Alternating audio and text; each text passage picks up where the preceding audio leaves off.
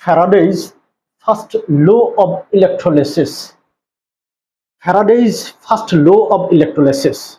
This is today's lesson. Let us see the matter in detail.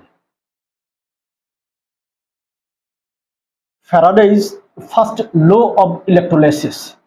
We have learned in the previous lesson purification of metal, purification of copper,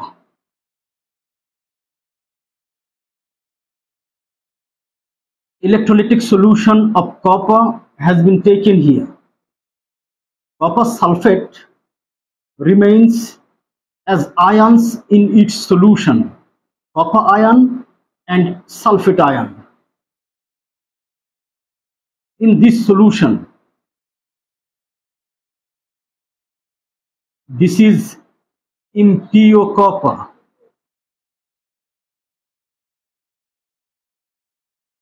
Here, electrode. This is pure copper. Purification of metal. This is purification of copper. These two electrodes are connected with wires.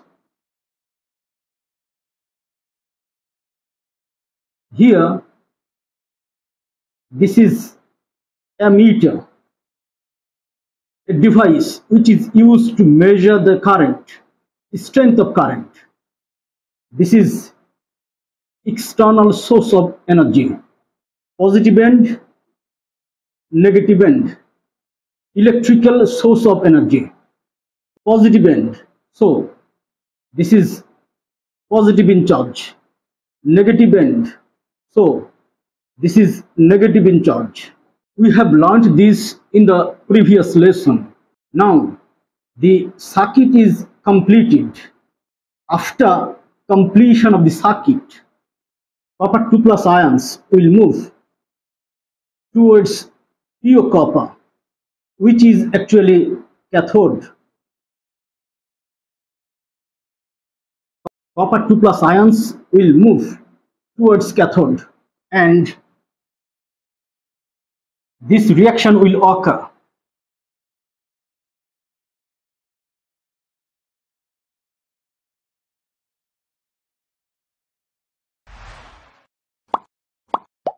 Copper 2+ ion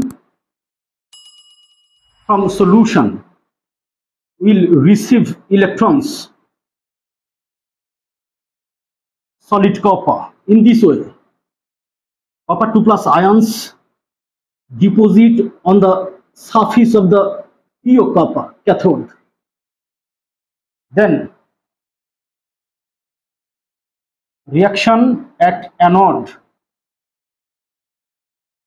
In the solution, concentration of negative ions increases, ratio of the sulfate ions increases, electrical imbalance gets created. To neutralize this electrical imbalance, copper atoms from impure copper go to the solution as copper 2+ ions in this way. Solid copper leaving electrons in the anode. This is anode. Copper atom leaving electrons goes to the solution as copper 2+ ion. Copper atoms leaving electrons go to the solution as copper 2+ ions. This is dissolution of copper, and this is deposition of copper. What amount of copper dissolves in the solution and what amount of copper deposits on the surface of the cathode? Suppose this is W gram. W gram of copper dissolves in the solution, or suppose here W gram of copper deposits on the surface of the cathode, and this amount definitely depends on the strength of the current or on the total amount of current. So we can write here amount of substance dissolved from the anode or amount of substance deposited at the cathode, which is W gram, will be directly proportional to the amount of current passed through it. This is Faraday's first law of electrolysis. Amount of substance dissolved from the anode or amount of substance deposited at the cathode will be directly proportional to the amount of current passed through it. This is Faraday's first law of electrolysis after English chemist Michael Faraday. Now, from this we can write W is equal to, when this sign is removed, equal sign will be here with a constant, then Q. Suppose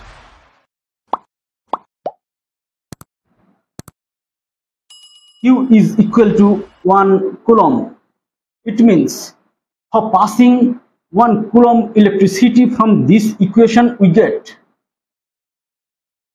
Z is equal to W gram per coulomb. We get this from this equation when Q is equal to 1 coulomb.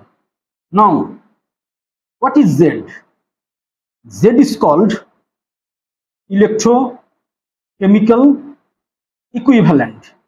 Electrochemical equivalent, which is denoted by Z. What is the definition of Z?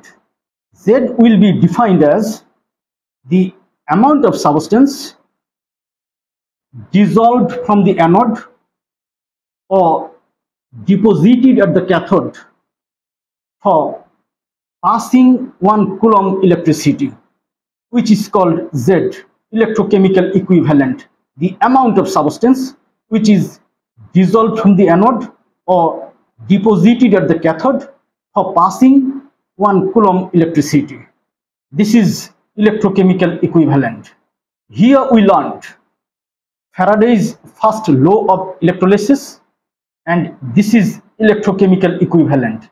Let us consider electrochemical equivalent of copper in copper sulfate. Here, valency of copper is 2. Electrochemical equivalent of copper in copper sulfate is 3.293 times 10 to the power minus 4 gram per coulomb. What does it mean?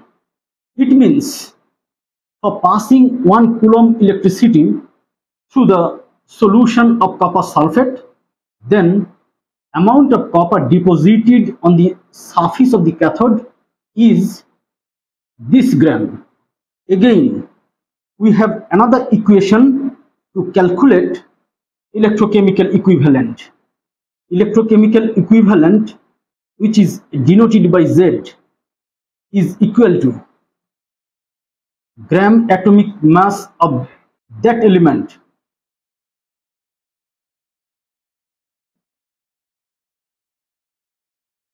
gram atomic mass of that element divided by valency times 96,500 coulomb. Here for copper 63.5 gram divided by valency of copper here. Then 96,500 coulomb. This is equal to 3.293 times 10 to the power minus 4 gram per coulomb. Electrochemical equivalent of copper in copper 2 plus solution. Again, electrochemical equivalent of silver is equal to gram atomic mass of silver 107.868 gram divided by valency of silver 1 times 96,500 coulomb. This is equal to 0.001118 gram per coulomb. It means for passing 1 coulomb electricity through solution of silver, suppose silver chloride or silver nitrate, then this amount of silver deposited on the surface of the cathode. Faraday's first law of electrolysis and electrochemical equivalent. Thank you for watching.